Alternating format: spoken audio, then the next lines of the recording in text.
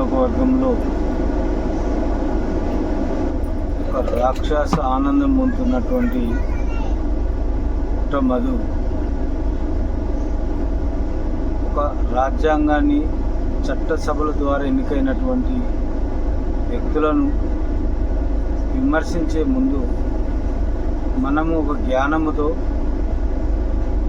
ఏదైతే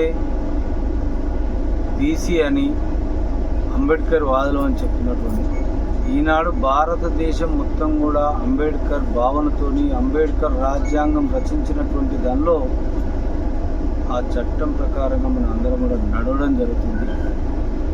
అటువంటి అంబేద్కర్ రాసినటువంటి పవిత్రమైన రాజ్యాంగ విలువలను తుంగలో తొక్కి ప్రయత్నం చేస్తున్నటువంటి నువ్వు మాట్లాడే అర్హత లేదు.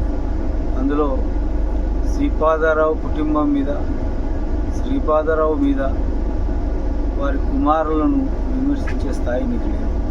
ఎందుకంటే గతములో శ్రీపాదరావు ఇంట్లో మరి శ్రీపాదరావు గారి యొక్క ఆశీర్వాదంతో ఆనాడు నువ్వు ఎన్ఎస్ఐగా, ఎంపీపీగా, మరి జెడ్పీటీసీగా ఆనాడు పలు పదవులు పొందినవు.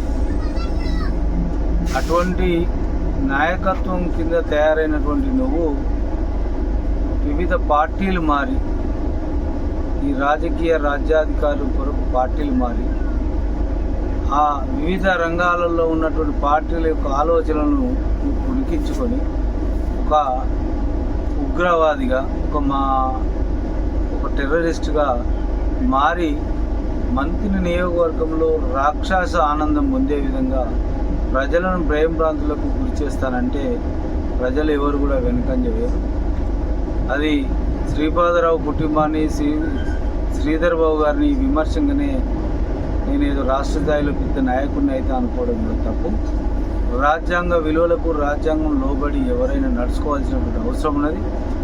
దీన్ని బట్టి మాకు అనుమానం ఏంటంటే ఆనాడు శ్రీపాదరావు గారి వెంట ఉండి నువ్వే శ్రీపాదరావును హత్య చేయడానికి ప్రధాన పాత్ర, అసలు నువ్వే హత్య చేయించడం అనేటువంటి అనుమానం కలుగుతున్నది. మరి దాని మీద పునర్విచారణ చేయాలని చెప్పి ఈ ప్రభుత్వాన్ని నేను డిమాండ్ చేస్తున్నాను. శ్రీపాదరావు హత్య కావడానికి ప్రధాన కారణం నువ్వే అనేది ఈనాడు మీకు తెలియజేస్తున్నాం. అదేవిధంగా ఏదైతే మంత్రి నియోజకవర్గంలో శాంతి సామరస్యంగా పరిపాలన సాగిస్తున్నటువంటి శ్రీధర్ బాబు గారు ఈనాడు కార్యకర్తలకు కానీ, మంత్రి నియోజకవర్గ ప్రజలకు కానీ శాంతిని నేర్పారు, క్రమశిక్షణ నేర్పారు. క్రమశిక్షణ పరంగా కార్యకర్తలను అదే దారిలో పయనించే విధంగా చేస్తున్నారు. కానీ ఎలాంటి చట్ట వ్యతిరేక కార్యక్రమాలు చేయడానికి శ్రీధర్ బాబు గారి యొక్క అనుచరులు కానీ, శ్రీధర్ బాబు యొక్క కార్యకర్తలు కానీ ఎవరు కూడా లేరు. కానీ లేని అటువంటి ఆరోపణలు వేసి, లేని అటువంటి నిందలు వేసి ఏదో ప్రజాదరణ నీకు దొరుకుతుందనే ఆలోచన అది తప్పు.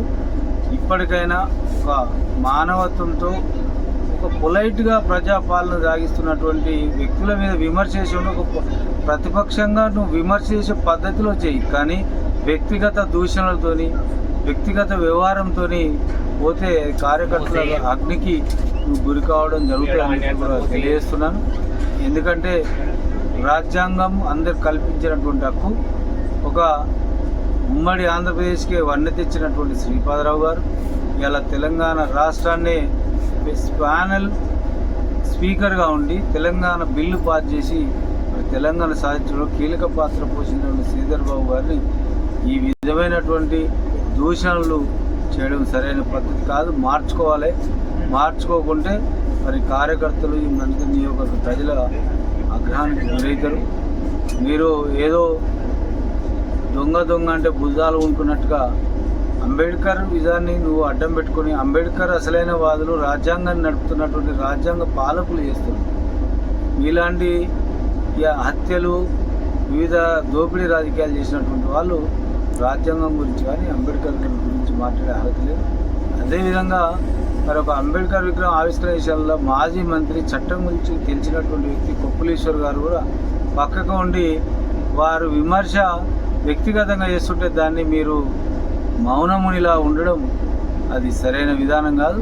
రాజ్యాంగాన్ని కాపాడవలసిన బాధ్యత మన ప్రతి పౌరుల మీద ఉన్నది. ఆ పౌరులను ఏదైతే భారత రాజ్యాంగం మరి బిఆర్ అంబేద్కర్ రచించిన రాజ్యాంగంలో అందరూ ఉంటున్నాం. మరి ఎవరైతే అదుపు తప్పుతారో దానికి చట్టము, దానికి ప్రజలు సరైన సమయంలో సరైన గుణపాఠం చెప్తారు.